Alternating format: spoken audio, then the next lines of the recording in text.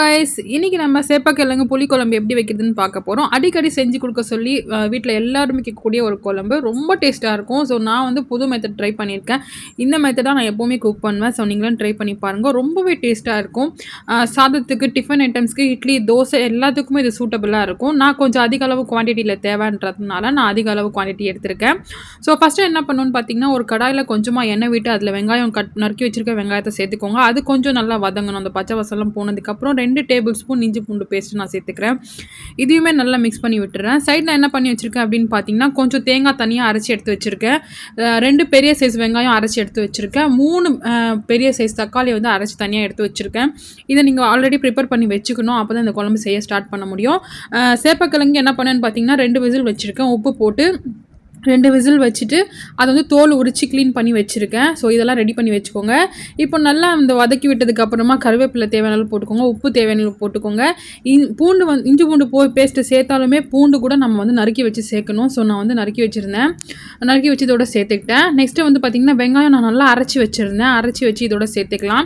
சேர்த்துட்டு கொஞ்சம் வேகிற வரைக்கும் நல்லா மிக்ஸ் பண்ணுங்கள். அந்த பச்சை வாசம் எல்லாம் போயிடணும். போனதுக்கப்புறமா தான் நீங்கள் தக்காளி சேர்க்கணும். நான் தக்காளி அரைச்சி வச்சுருந்ததை இதோட சேர்த்துக்கிறேன். இதுவுமே நல்லா பச்சை வாசம் போனதுக்கப்புறம் தான் மசாலா எல்லாமே நம்ம ஆட் பண்ணணும். நான் 2 ஸ்பூன் வந்து மிளகாய் தூள், 1/2 ஸ்பூன் மஞ்சள் தூள், 2 ஸ்பூன் தனியாத்தூள், 1/2 ஸ்பூன் கரம் மசாலா தூள், சீரகத்தூள் 1/2 ஸ்பூன் சேர்த்துருக்கேன். ஸோ நீங்களும் இதே மாதிரி ட்ரை பண்ணுங்கள். ரொம்ப எம்மியாக இருக்கும்.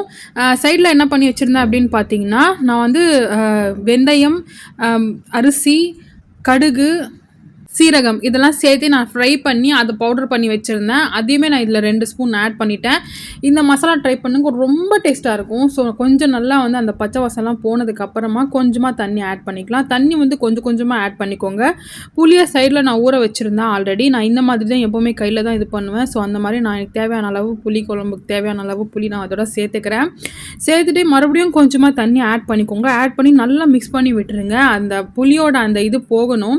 அந்த அளவுக்கு அது வந்து வெந்து வரணும். ஸோ அதனால் வந்து நல்லா கொஞ்சம் தண்ணி ஆட் பண்ணி விட்டுருங்க.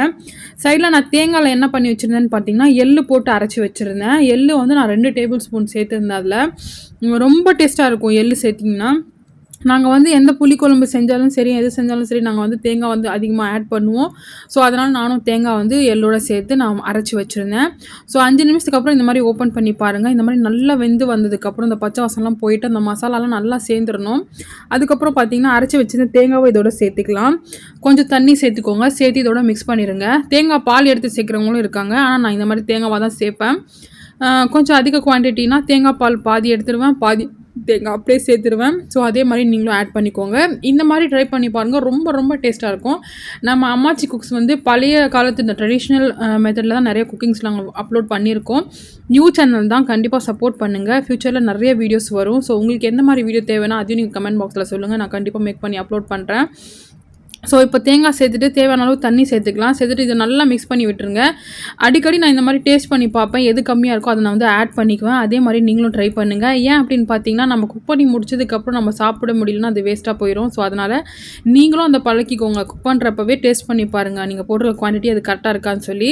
நான் உப்பு சேர்த்துட்டு ஒரு 5 நிமிஷம் வேக விட்டுட்டேன். அதுக்கப்புறம் நான் ஆல்ரெடி வந்து வேக வச்சுருந்த சேப்பக்கிழங்கு இதோட சேர்த்துக்கிறேன். சேர்த்துட்டு நல்லா மிக்ஸ் பண்ணி விட்டுருங்க. மிக்ஸ் பண்ணி விட்டுட்டு சேப்பக்கிழங்கு வந்து அந்த புளியை கரைசலோட அந்த புளிப்பு தன்மை வந்து இழுக்கும். ஸோ அதனால் அது மறுபடியும் செக் பண்ணி பார்த்துட்டு தேவையான அளவு தண்ணி ஆட் பண்ணி விட்டுட்டேன். அவ்வளோதான். உப்பும் இதில் ஆட் பண்ணிவிட்டேன் நான். இப்போ நல்லா மிக்ஸ் பண்ணி விட்டுட்டு க்ளோஸ் பண்ணி விட்டுடலாம். ஒரு 5 நிமிஷம் க்ளோஸ் பண்ணி நல்லா வேக விட்டிங்கன்னா போதும். ஏன்னா ஆல்ரெடி அது வெந்தது தான். ஸோ சாதத்தோடு சேர்த்து பாருங்கள், ரொம்ப டேஸ்ட்டாக இருக்கும். எல்லாருமே அடிக்கடி செஞ்சு கொடுக்க சொல்லுவாங்க. அவ்வளோதான் ஃப்ரெண்ட்ஸ். இந்த வீடியோ பிடிச்சிருந்தா மறக்காம சேனலை சப்ஸ்கிரைப் பண்ணிட்டு லைக் ஷேர் கமெண்ட் பண்ணுங்கள்.